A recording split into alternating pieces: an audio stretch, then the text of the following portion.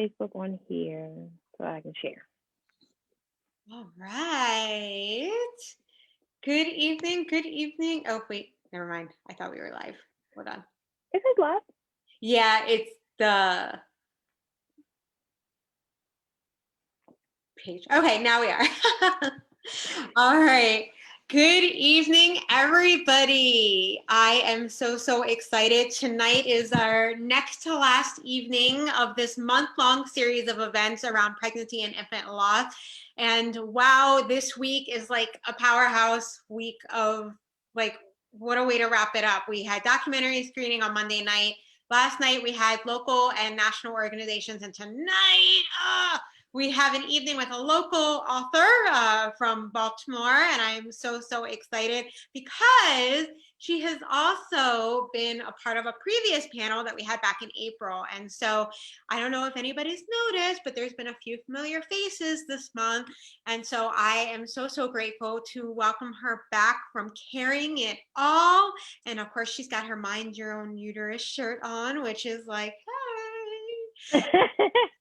So why don't you go ahead and introduce yourself? Because if I start, I'm going to give like your whole spiel, and that's just like no fun.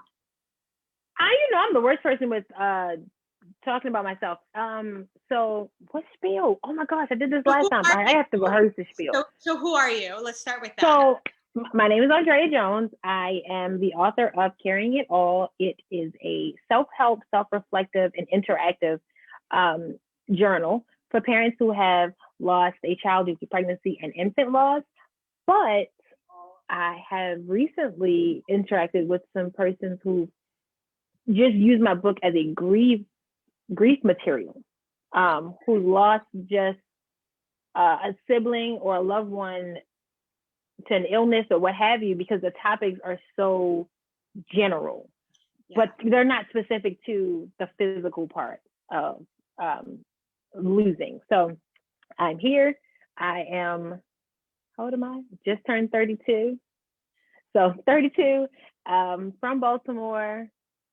Yeah, I think that's it. Okay, so let's talk a little bit about like, how did you get here? So I've heard your story. You and I have talked about it multiple times, but I find that like for a lot of people, there's clearly a backstory to why they write the books that they do, right? Mm-hmm. Especially when it comes to pregnancy and infant loss, like there's clearly a backstory, there's history. There's a lived experience that brought you to wanting to write this self-help book. Mm-hmm. So why don't we talk a little bit about how that happened? We got there. Okay, so we got there. We got there from, I made an appointment to request my records from a women's clinic, who shall remain nameless unless you look for my review on Google. So a women's clinic who actually, I got what I thought was an abortion. And I went there, I requested my records, and it took me, they called me and told me the records were there, but it took me about a month or so to actually go pick up the records. So I picked up the records, and I still have the envelope. As a matter of fact, the envelope is still in my car. Like, I refuse to bring the envelope in. Probably something else I should probably get to. But so I got those records, and I read them in the car.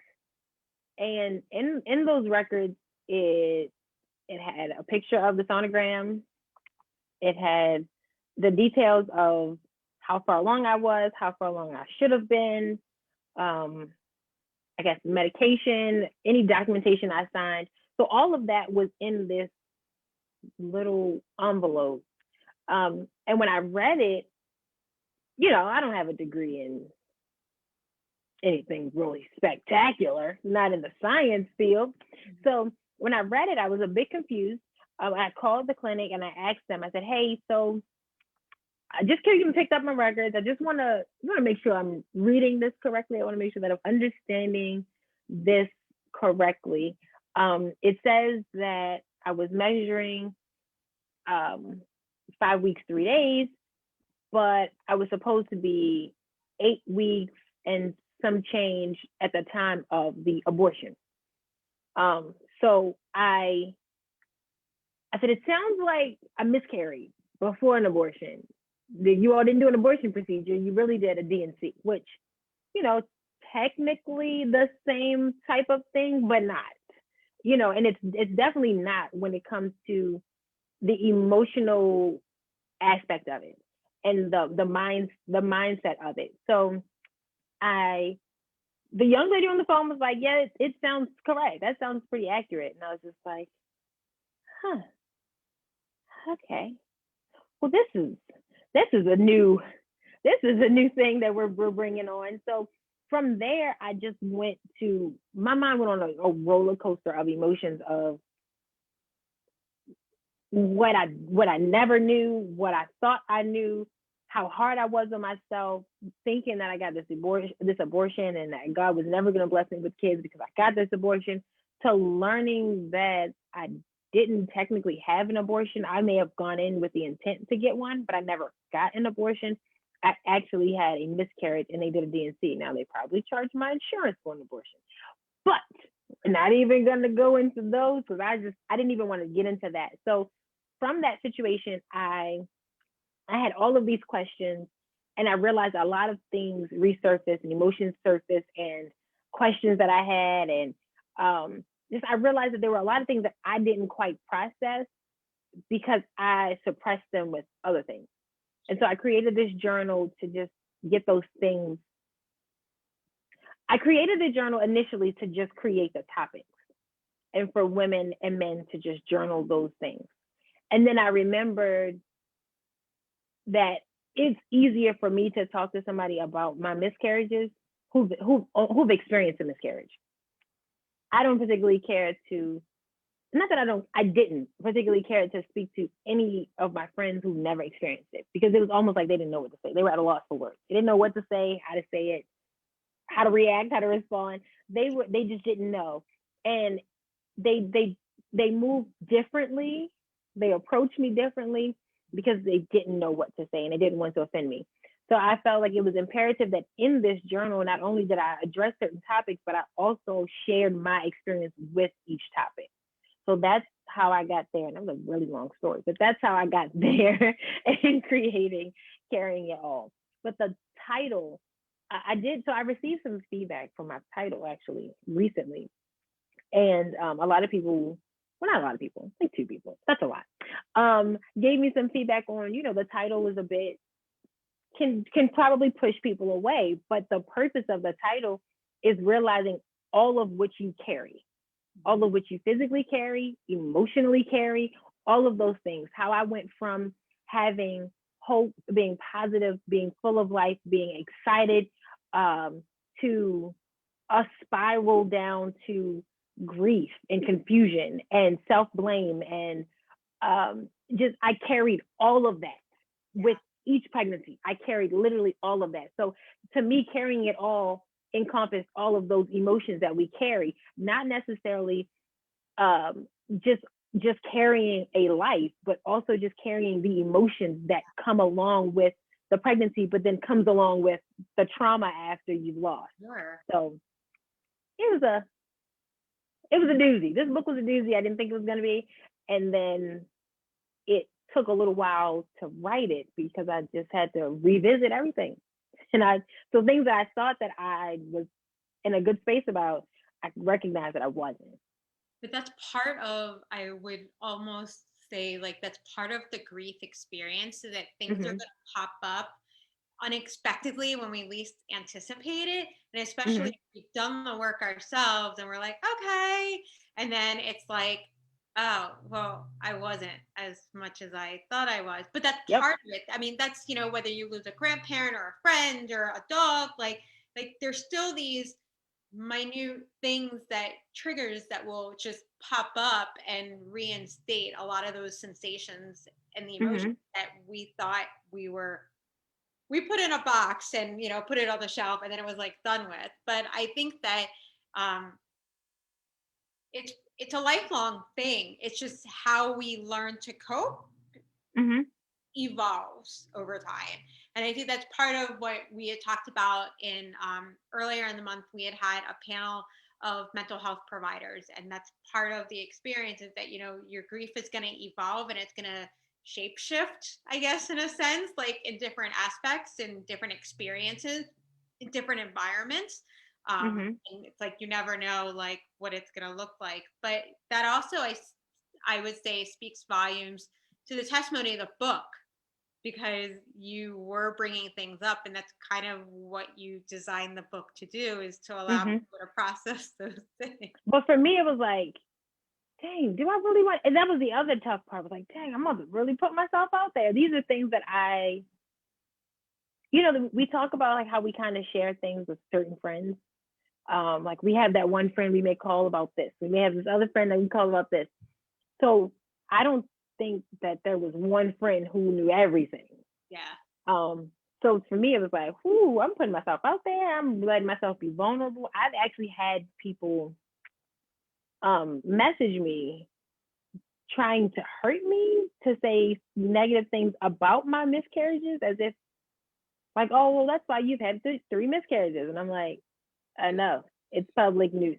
It's in the book. You're not hurting my feelings because I've accepted it. So Right. it was just revisiting things that I didn't really want to, but I felt like it was necessary, because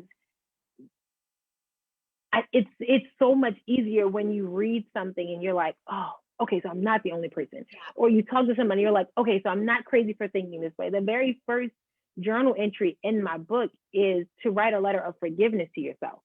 So when you read my letter, you're kind of like, okay, so I'm not crazy for blaming myself. I'm not the only person who felt like, all right, I could have done this, I could have done that. Like Yeah. you have to feel some sort of connection to make you feel like, okay, I'm not completely off my curse word. But I think is really great is that you're not coming at it from a licensed clinical therapist Mm-hmm. perspective. You're coming at it from like, okay, these are the shoes that I walked in, and this is what happened, and this is how it happened, and this is where I'm at, and these are the steps that I took to get where I'm at, and this is reality for not just myself, but 1 in 4 people have a loss. And you know that statistic, I hate stats. If my AP stats teacher were to watch this, he would probably be cringing because he knows how much I do not like statistics.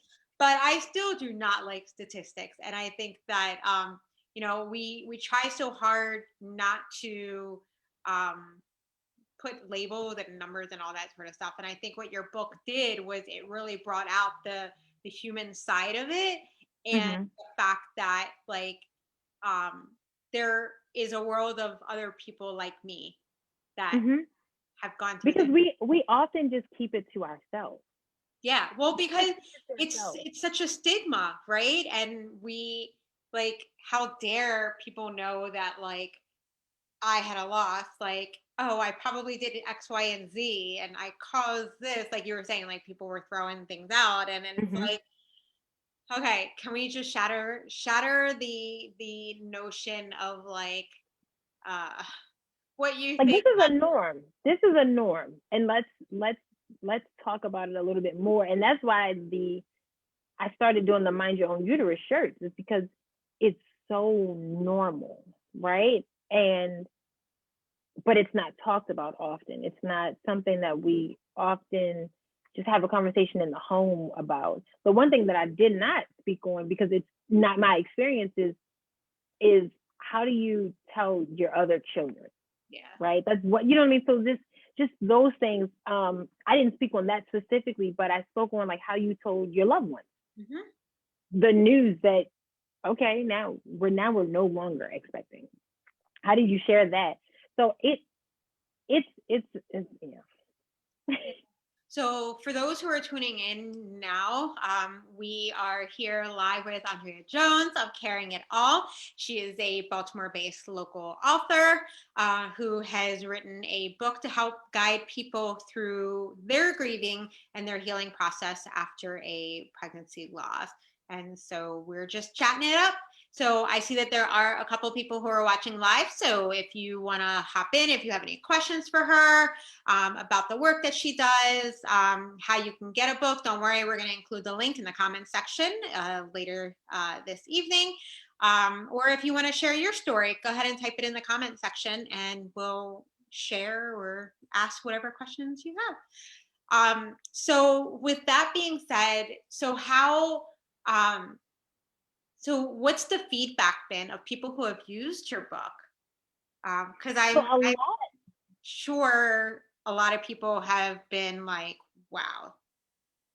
so first let's say that my family, they were like, wow. Because when I say that no one knew all of it, some knew. No, I don't even think anybody knew half of it really. But the feedback initially was from family and friends. So for them, it was a shocker because there are details about it, about my losses that they knew nothing about, that I masked very well, that it brought some clarity to them as to why relationships didn't quite work out for some. So that first was the shocker. But the feedback was very insightful. There were some who felt like I could have written some certain things, certain other topics I could have included, but I included what really hit home for me. Some people who purchased the book who never experienced a loss, and their feedback was just emotionally, it helped them know how to help or be there and support somebody else. Mm-hmm. Right. So for some of them, it was just kind of like, okay, so I shouldn't say that.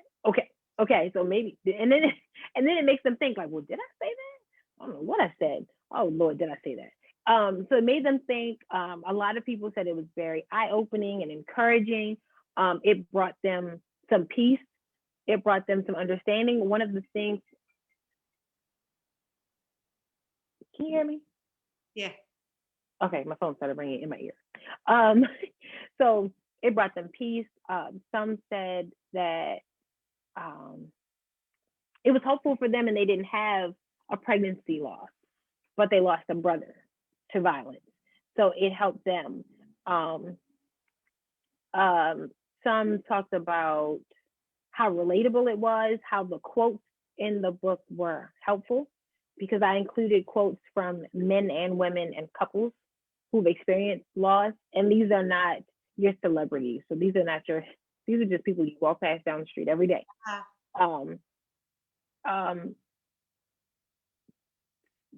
Some felt like it was necessary, but some felt like it was harsh in a sense of reality. Right. And that's exactly what they said. It was. And so I'm probably one of these very few people who will tell people, no, don't buy my book. But I've had people reach out to me and say, hey, I want to buy this for my friend who just had a miscarriage. They're probably not ready, so don't buy this book. It's probably going to sit somewhere and collect dust because they're not quite ready. So I've had that feedback where they started and they stopped, and they started and they stopped because it just reopened wounds for them. But they felt like with each entry, it was helpful because I had one young lady who purchased a legal notepad, the yellow one that's like this long. And she's like, I use that. She's like, I couldn't even write in the book because I needed like 2 and 3 sheets of my legal notepad to journal that entry. And I was like, well, that was all right. I also write small, so maybe she doesn't. But so that was helpful to know that some people didn't just use the book. They wrote much more than what the lines in the book allowed them to. But a lot of people said that it was helpful. It was a bit spiritual, but it was real. My story was real. And one of the topics is what happened to you and your partner after the loss. Well, I really just wanted to write that it ended. It was over. Like that's really how I felt. But my friends was like, that's literally what I put. I put it ended. And my friends was like, you're gonna have to write a little bit more. Just like I was like, well, that's how I felt. That's literally a page. It's just like, oh, it ended. That's all that happened. But so the feedback it's been good. I haven't received a whole lot of negative feedback other than just certain things that they would have wished I'd touched on. But it allowed their mind to continue to process what else they needed to heal on that I may not have had to heal on. Sure. But that's also leaves, you with an opportunity to have a second edition and, you make revisions because, hey, I'm just saying, but it's a really good opportunity because as you reflect, as you continue to heal, like on your journey, I know you're probably like, oh my gosh, she thinks I'm going to write another edition. No, but Everybody asks that. it becomes more of making edits and like fine tuning and putting certain things in that maybe as you're talking about like, oh, I could have done this, or maybe I didn't necessarily need this piece, but I could have elaborated more on this other section instead. And I mean, so second editions can work So without writing the whole book. This entry was some things work, some things didn't. I don't know if you all can see that. Yep. And how did your loss affect the relationship with your partner? This is all I wanted to put. That was it. And my friends was like, no, you got to write more. So there you go. That's what I wrote. And I didn't want to write that much. So I forced myself. But yeah, I might. I may create like a smaller workbook, maybe. Okay. I think what's really good about the book that you wrote really is that, it's a starting place. And I think as we continue to break the ice with being able to talk about loss, that people who want to learn how to, I like to say, be better humans to other people during grief, then this is definitely something that they can check out and does make a good gift for somebody who, if you want to put together like candles and chocolates and all sorts of stuff, you can order your book and put that in the little basket and give that as a nice little gift. Because here's the thing is that when people go through loss, everybody thinks that, especially for a miscarriage or a pregnancy, a later term pregnancy loss, people think that the grief is over then. And that it's like you move on because you don't have anybody to take care of, like all of that. And the thing is that grief never leaves you. It just evolves. I like to say it shape shifts because that's what happens, right? And so this book definitely makes a really good gift, letting people know, even if it's years down the line and it comes up in conversation, oh, you had a loss, I had a loss. And then, you start talking and it's like, oh, well, I'm going to order this book and just send them a copy. And that way they have it. And I have one friend who has she's purchased probably 2 or 3 copies and sent them to people. And I've been like, what is happening? What is happening? Why do you keep knowing all these people that's having these losses, like almost back to back? It was crazy. 1 in 4. 1 in 4. And the 1 in 4 happens quickly. Yes, it does. It really, really does. And especially, as we talk about the recent public loss with John Legend and Chrissy Teigen, and then all of a sudden, all these people come out of the woodwork of like, I'm 1 in 4. I'm 1 in 4. This is my story. This is what happened to me. And this is how it happened. And like all these things. And then you're like, wow, it seems like almost like every other person instead of like 1 in 4. But yes. Right. I mean, but 1 in 4 is not, I mean, it's not that big of a gap. I mean, that's very small. When we think about that. And I think that just goes to show like the power of books such as yours provides that sense of connection and unity amongst the club that nobody wants to be in, right? And so I think that what you've created is definitely really something special. So there are more. It's interesting that a lot of people who've never experienced it had a whole lot to say. Yeah. About their experience and how like I wouldn't have taken pictures, I wouldn't have photographed it, I wouldn't have made it public. But part of the thing with being public with your loss and this has happened with there's a young lady that's from here. I can't remember her name, but she's very well known. She was expecting, and her and I think her fiance or her husband, they lost the baby. And people were like, oh, you didn't have to be public about it. Well, when you public about your pregnancy, people continue to ask about the pregnancy. Right. So unfortunately, they felt compelled to also share with the public, like, hey, we lost. Like, we lost. Not me, not her, not him. We lost. So I thought it was weird that people had so much negative to say because they wanted to photograph their It makes loss. them uncomfortable. That's the problem with our society here in the States, is that talking about death, no matter what age it is that it makes people uncomfortable. And if they're uncomfortable, they don't want to talk about it. So they want to shut everybody up and move on. And so by doing what they did, sharing those pictures, which are absolutely beautiful and heartfelt in so many ways, it's normalizing that this happens and that you're not alone if it does happen to you. But it was for them. Right. Like they shared it with you. Right. But it was for them. That image, those emotions, that raw feeling was for them. They just shared it with y'all. The only thing they're gonna have left, like something tangible, are those photos. Yeah. And that's why we have to talk about it. That's why we've been having a month-long series of all these events.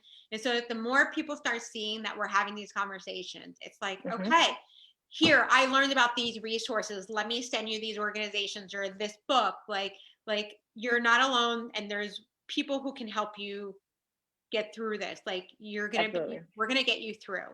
And I think that that's why we have to talk about it. Same thing when we talk about, infertility is like 1 in 8. Let's go to the numbers again. Like that's still a lot of people. And, we should not be embarrassed. We should not feel like we did something wrong. We should not feel like we have faulted the world because we experienced and this is what our bodies did. Like, I think the 1 in 4 never hit me, right? 1 in 4 hit me last year. So last year, I called one of my good friends that lives in New York, and I called her and I told her I was pregnant. And I didn't really want to tell many people because I was already like, I don't know how I'm supposed to feel. I don't know how I'm supposed to feel about this. So I called her and I told her I was pregnant. And she was like, oh my gosh, I just found out like a week or two ago that I'm pregnant. So I'm just like, okay, all right. So then very shortly after, like I miscarried a week after I found out. Like literally that following Sunday, I was miscarrying. So I told her, and then maybe a month or so later, one of my other friends, she found out she's pregnant. And like a month after that, somebody else found out there. And I was like, well, here I am, the 1 in the 4, literally. Good stuff. Oh no, there's a 5th one. Well, all right. That's good talking to y'all. Y'all have fun.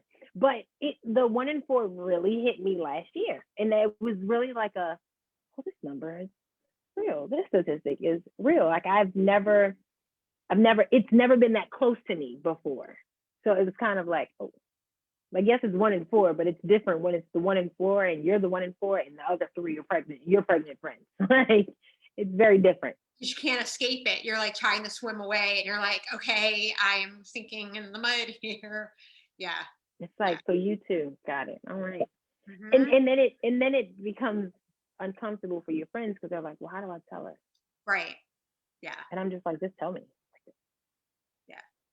I mean, I care, but I don't care. Like, we're but still your friends. That's when your book comes in handy, like teaching other people, like, just how to be of support and the things, the thoughts to be aware of when engaging in conversation, or things to be mindful of in context too, because sometimes that is missed when you're having those chats. But everyone's different. Like while I didn't take my friend's pregnancy announcement the wrong way, there's somebody else. There's another friend that's a 1 in 4 on the other side of the friendship that isn't excited.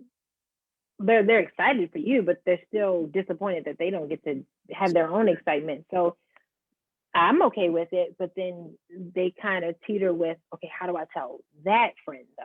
Like this one's good with it, but that one, not she may not be as good. And so you really don't know, but if you share it and just we know what we're living with, so it's just kind of like when you tell us, it's all in how we receive it and swallow that pill. Like it's you and nobody else can carry that weight, that burden, that feeling but us. I understand people wanting to feel sympathy or empathy, but just say it, just get it out the way. For me anyway, just get it out the way. Yeah. Yeah. I would say the same. We'll get off. Let's just go. Let's just do Go it. ahead, hurry up. Yeah. Hurry up. And one of them did. And it was when she did, it was very awkward though. And I was like, okay, I just say it like that. It was you just made it awkward. Like you just made it awkward because like why would you say it like that? Just say it. Like what? Okay. And then I had a conversation with one of our other friends and I was like, did she tell you that? And it's like, yeah, and it was awkward. And I was like, it was awkward for me too. Like what? Yeah. But people, they don't know because everybody responds and reacts differently. Right. And like you said, people don't like to they don't like to talk about death or loss, and so it makes them uncomfortable, and that has been my mission, to make other people uncomfortable. Oh, it's fabulous. It's fabulous. It's awesome. And they're like, hey, why do I have kids yet? I'm like, oh, my body just keeps miscarrying. Nothing much. But what's going on? Yeah. And it was like, mm. You didn't have to say it like that. You didn't have to ask me what's going on with my uterus. So Right. mind your own. Or mind your wife. Like that. Leave me alone. Yeah. So yeah, I've made it my mission. But that's all the more reason why we talk about it. Like the more we talk about it, it's like, okay, we can all just sit down and have a conversation and let's talk about our losses. Let's talk about how it was really crappy that one time when yeah, because Sandra is saying yes right now.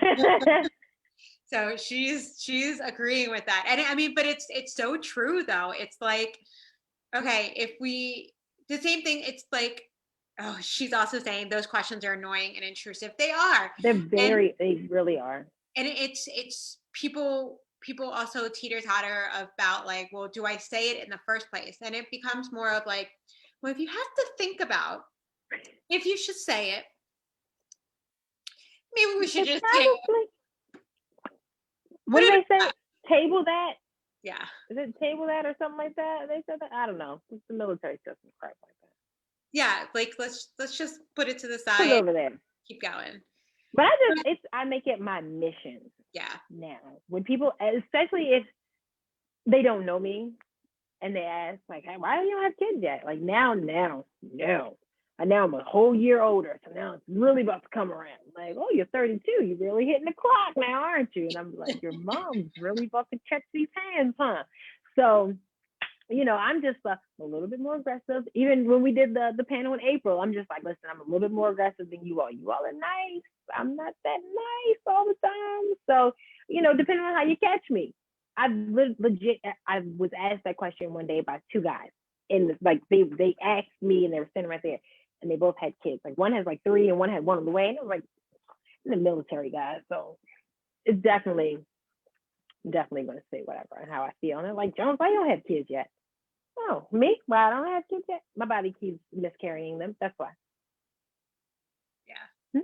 And I think the more we, but there's honesty in that. It's like, it's not like you're sugarcoating it. And that's the thing. And they're like, wow, you did not have to say it like that. That's what it is, though. That's what's going on. You asked the question. Older. You're getting older. I know. I appreciate it. I thank you for noticing that I'm still alive. Or so when you're gonna it's like you asked a question, I'm gonna answer it. What do you want me to do? Dodge it and skip to the next question? Answer it to make you comfortable. Right. Yeah. Answer it with your heart and soul in mind. And I don't care because you didn't ask me and keep into consideration what I possibly have gone through. So that for me has been like my mission with Mind Your Own Uterus. Like, stop asking because you do not know what people are going through. Even for men, Like, yes, it's Mind Your Own Uterus. And I don't sell as many of the My Body, My Business shirts, but the Mind Your Own Uterus shirts, my male friends wear Mind Your Own Uterus shirts because they feel the same way. Stop asking women, but also stop asking men when they're going to have kids, Yeah. because some of them have fertility issues. Yeah. Just stop. Or they've It's had okay. losses too, right? Mhm. And so because you kind of need what they have to make that happen, kind of thing. Yeah. In case anybody's watching has any doubts of how that happens. How it works. Even if it's through fertility treatment, you still need sperm. So yeah. Yeah.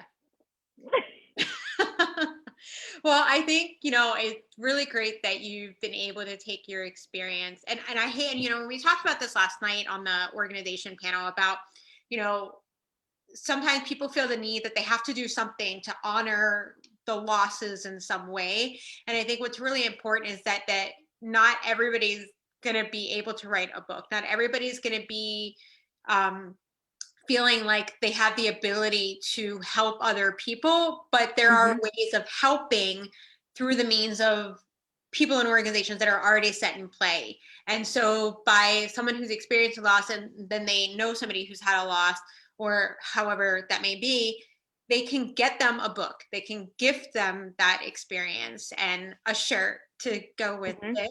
And I think that that's a really great way to keep that legacy of sharing the story, because that's what it's all about. It seems to be the theme with a lot of the events that we've been having this month is how important storytelling is when it comes to our own experiences and our loss and our grief. And I think the book is a perfect example, especially if people are journaling the responses to the prompts that you give, like that's their story. And so maybe one day they find their voice in being able to share that with other people because of what you did with the book.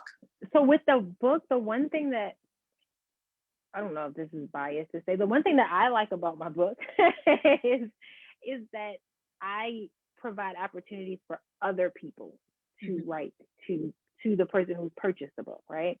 So there's an entry for your partner.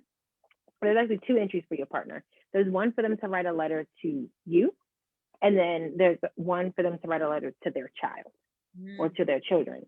And then there's also an entry for a close family member or friend to write some words of encouragement to you or write something to you. So one of my best friends, who we found out we were pregnant at the same time for my second miscarriage, she completed her entire pregnancy, had a rough towards the end, but my baby's a fighter. And so she wrote a letter to me. But it was very interesting that I have an entry about her and I let her read it before I published the book. But that was the first time she'd gotten that version of the story. She never knew how I felt about her pregnancy continuing and mine ending, and how difficult it was for me at that time to go and support her at her baby shower. So by the time I published this book, she had she months prior had her first miscarriage.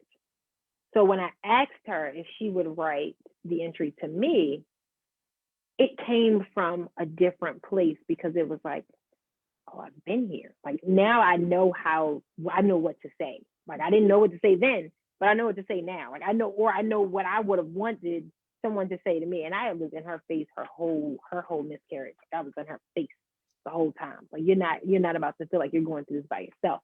But what I like is that I just allowed other people to encourage you, because we shout people out and people want to be there, and we don't really always want them to. But I also like that the one young lady who was gifted my book, she didn't write in the journal. She wrote in her notepad, which allowed, I'll say, her guest, her partner, and her friend or loved one to write in the book and not see how she feels.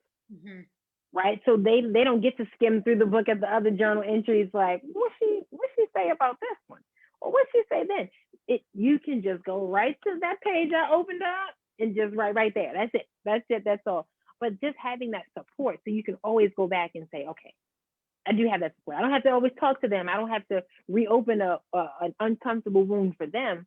I can just go back to that one entry and be reminded that I do have support.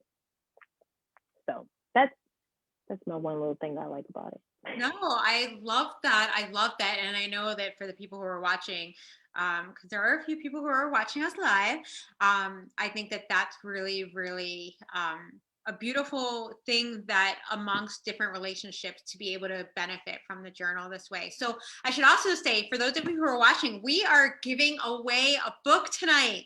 We are giving away your very own copy of Carrying It All by Andrea Jones. And how should we do this? We didn't even talk about how we were going to do it. I don't know. Do you want to do a book and a shirt together, or do you want to do two different ones? Oh my gosh. I don't like options. I don't want to. Me either.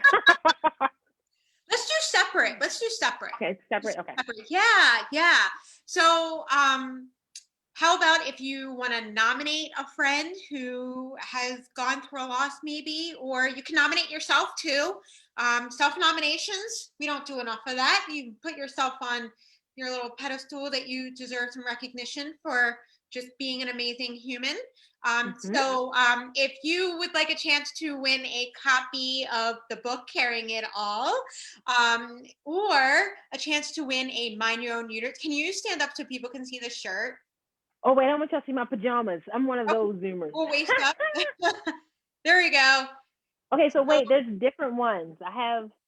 This is my newest one, but I'm still playing around with it, but people liked it, so I don't know. There are different versions of the shirt, but this is one. Oh, that's pretty. So it gave me the tattoo vibes of just, yeah. And then they can go on the website and pick their shirt. Okay, so there are some shirts on there that I don't have right here in front of me. Okay, so we're gonna do either you can nominate someone who has experienced a loss and you want to gift them a book or a shirt, or you can also nominate yourself. So if you would like to be entered in, go ahead and drop your name or just say me in the comment section, and we will do a drawing for that. And I'm hoping that people will, because I see that there are people watching. So there are. So let's get some names in there. We got one, Cassandra. No, I'm hoping it's Cassandra and not Cassandra. But if it's Cassandra, I want to say both, just to make sure we cover both bases. So listen, when in doubt, I go with the last name. I'm like, oh, Miss Kelly. Okay, Miss Kelly. Okay. All right. So far we've got Miss Kelly. Now I'm gonna go with that, like, because now that you said that, I'm like, that's better safe than sorry. Okay, so we've got one, and what we'll do is we'll she's laughing at us. What we'll do is, if nobody else comments right now, we'll leave the contest open until, let's say, tomorrow morning, and then one of the two of us will be in touch about your but they have to share the video. Yes Share the video. Yes, you have to share this video. Yes, there you go. There's your homework. So you have to share, and I will have the insights for the Facebook page for the video, so I will be able to see if you share it. So yes, so you only have to comment here, but do share and say what an awesome local resource this is. And if you're not local, that's okay. We can still send you mail. A shirt or yeah. Media mail works wonders these days. It's about the only mail that works. Yeah, that's true. That is true. I mailed a shirt in April. Was it April? I think I mailed it in April to Laurel. Oh my gosh. Really? And Upper Marlboro. One was Khadijah. I mailed her a shirt. It's still not there. Oh my gosh. Well, So that's a whole I nother. just met up with her and like was like, here you go. Like There you go. luckily you're close. But it's crazy. None of the orders that were out of state none of that happened. I guess Maryland's just special. Well, I live over the border in Pennsylvania, and where I live, our mail does not go so well either. Oh, so we're all in Alaska, huh? Mhm. Mhm. So, okay, so that's your homework assignment. So, if you are nominating yourself or you're nominating a friend or a loved one, somebody that you know who's experienced a loss, and you want to gift them a book, Carrying It All, or a shirt, which you can check out the carryingitall.com website for the shirt option. We will notify you by tomorrow morning if you've won, but you have to share the video from tonight. That is how we're going to do this contest. But if you don't win, you should still get your own copy of the book.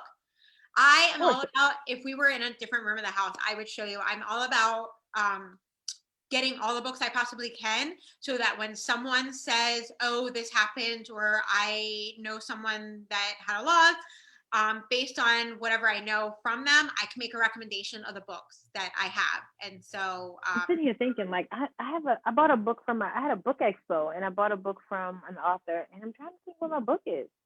It might still be in you know how you have an event and everything's still packed? I think it's still packed. I think it's still packed. Oopsies. That's okay. That's okay. What else should people know about the book? We talked about the website, which is carryingitall.com. Do you have any events or anything like that that are coming up that you want people to know about? So I'm not sure. I probably partner with you to do one of these Zoom calls, Zoom meetings, meetups, because I do want to get into that. Just okay. talking to to women and men and things of that nature who've experienced it. But one thing in my book that I think was important, and I added it at the last minute, was this one sheet. It's called Getting to Know Me. Okay. So the Getting to Know Me worksheet is for you to really identify 3 triggers and then ways that you've learned how to cope with those triggers. I found that not all baby showers triggered me, just the baby showers that I attend of women who were pregnant at the same time as me or around the same due date as me. So like, I feel like that's one of my triggers. Certain questions or people's tones are my triggers. And I've just had to really learn how to not always be so snappy at people. I've had to learn that. One thing that I will say that I did not experience before I published the book was I did not experience grief therapy before I published the book. I didn't start grief therapy until this year. And I will not even lie, I felt like it was a waste of my time. I was like, what is this woman gonna tell me that's gonna help? Like, what am I looking for from her? Like, what is she about to tell me? And I went because I realized I was on this depressed roller coaster, and I hadn't recognized that I was on this roller coaster for some months. And when it was brought to my attention, I was like, oh, I should probably get a hold on that. That's not me. So when I started grief therapy, I was definitely like, what is this woman want to talk about? I don't understand what she wants to talk to me about. I mean, not what she wants to talk to me about, because I'm the one that called her, but I don't know what I want to talk to her about, because how is this going to help? What is she going to say that's going to help? She literally said nothing that helped, but one thing that I recognized, so she asked me a question. She asked me, do I think it would be helpful? And you spoke about it earlier. And I know that, Ms. Dunn, Yeah. I'm going to go that way. So I know that Tamara does it. There's several organizations and several people who do like a balloon release or a walk or a candlelight, or I did not. She asked me like, hey, do you think that any of those things will help? And I was like, no, I don't actually. I do not think that.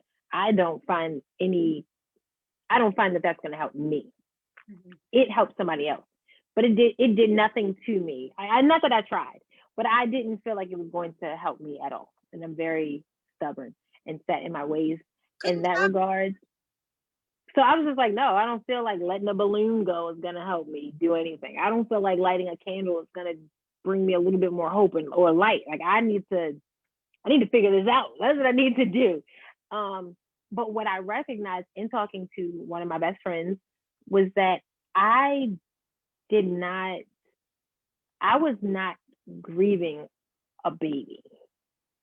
I was grieving the missed experiences that I keep having.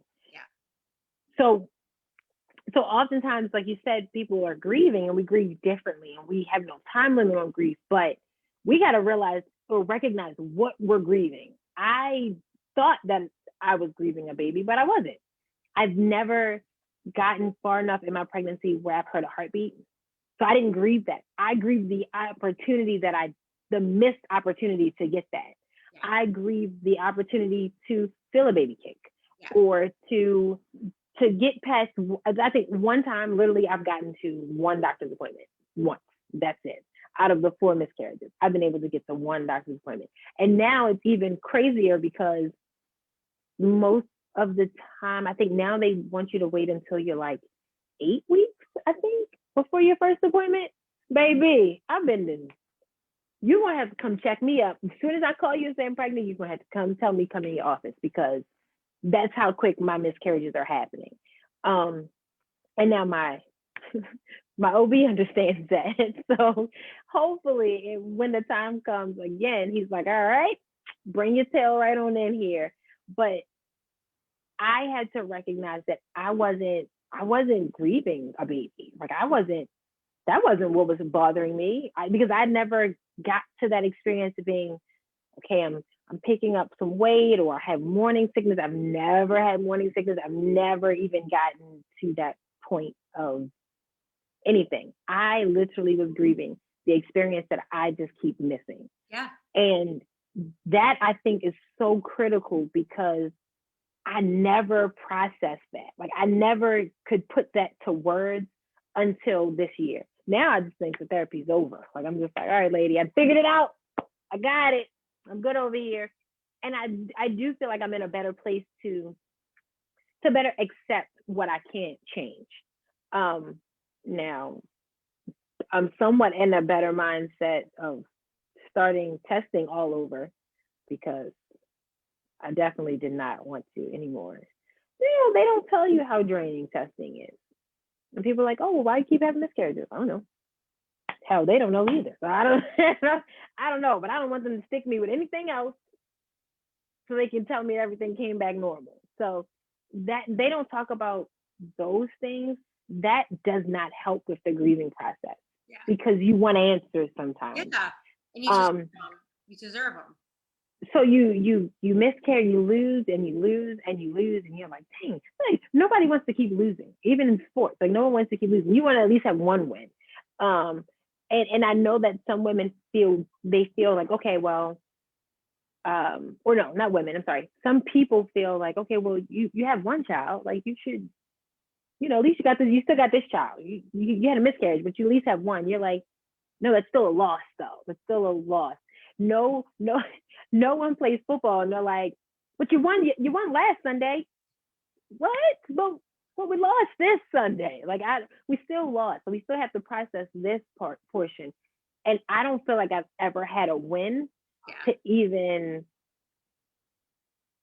get remotely excited about the next pregnancy. Like I don't have a whole lot of faith about it. So I sit there and I'm just like, my friends asked me after the last loss, did you do your book? And I was like, fuck that book. I don't want to do that book. And they're like, they called you out.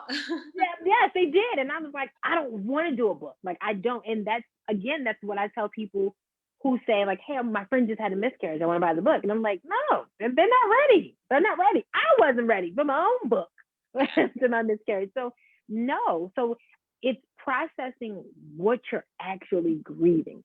That is what I think is so important and so critical is realizing and recognizing what exactly you're grieving. And when you figure that out, it's kind of like, oh, okay, so now I can have a little bit more hope in, or have a little bit more care, desire to get testing, because before I didn't know why, I just didn't want to. And the one thing, all right, I'm lying. I'll give this lady some credit. The one thing that this grief therapist helped with was she helped me recognize that this loss hit harder because each miscarriage has gotten more traumatic. They've literally gone from a DNC to another DNC. What I learned was a DNC to, okay, this miscarriage was it was a loss, but it was at home. But the last one was a loss. I wasn't home. It was more, it was more to the eye than the third one. The first and second, I didn't see anything. But so as the visual grew, it was like, oh, this just keeps getting worse. And for me, it was, and I probably will do like a small workbook to go with my book, because there's certain things with this last one that I just didn't know how to process. Like, I wasn't home. I wasn't in the comfort of my own home when the miscarriage started. I was out in public. So now you've got to make this makeshift pad to try to like get yourself together so you can go to the hospital, but then you got to call somebody because somebody probably wants to know what the hell is going on with you and where you are, to just accepting like this is really happening again, but I'm not even home. I'm not home. I'm not around people that I know. I don't know any of these people, and I just want this to be over. That is the one thing that she helped me recognize, was that with each loss, it got more visual and it got more traumatic. Sure. And that is probably why this one sent me down a spiral that I've never experienced before. And I never even knew that I could, like, you just don't know. You just don't know. Like, sometimes you get angry and you're like, dang, I didn't know I could get that angry. I didn't know that I could go downhill like that. I'm always energetic, full of life. Sometimes I'm sleepy as crap. And and I'm just this upbeat and upgoing person. And for months I was not. And it took me almost 6 months for me to recognize that I was not okay. And in doing so, it was so adult-like of me that I called my close friends and was like, hey, I'm just letting you know I'm not okay. I'm not okay, and I don't know who I am, but I have literally gone to work and come home and sat in the bed until it was time to go to bed. No lights, no TV, no nothing for like 6 months. And I didn't recognize how that had became a normality for me and how that was so unlike me until I was speaking to someone. And then it was just kind of like, wait a second. Okay, let me tell my friends that I'm not okay. Because I normally shut everyone out. Normally what I just do. But this time it was like, no, I've been in this dark space for way too long. And my friends were like, well, I noticed that some things were different, but I didn't know that it was that bad. Like, or I've had a mentor say to me, well, I thought that you kind of stepped away from your community work because you just needed a break. And I was like, yeah, I needed a break. All right. I needed a big break. And I didn't recognize that I had just removed myself from everything that I loved, everything that I enjoyed, and all of that. And I realized that I needed my friends more than anything during that time. And even still, they were there for me, but nobody could, again, I'm giving this therapist some credit for the record. I'm not going to put her name up there because she's not going to give me any money. But they still didn't help me recognize what I was able to recognize during grief therapy. And I would encourage people to go to grief therapy before, but I still didn't go myself. Right. Because I didn't feel like I was gonna get anything out of it. She's talking about letting balloons go, and I was like, lady, my mother does balloon arches. I let balloons go all the time. Like, what are you talking about? That's not gonna do anything. So just realizing what you're grieving exactly is different. Like there are some women who are in their second trimester, third trimester. They're grieving a baby, they're grieving the lost experiences. They're literally carrying it all from the hope to the trauma to the experience to not bringing home a baby to having a car seat in the back seat and not bringing home a baby. They're experiencing all that. I didn't get that far.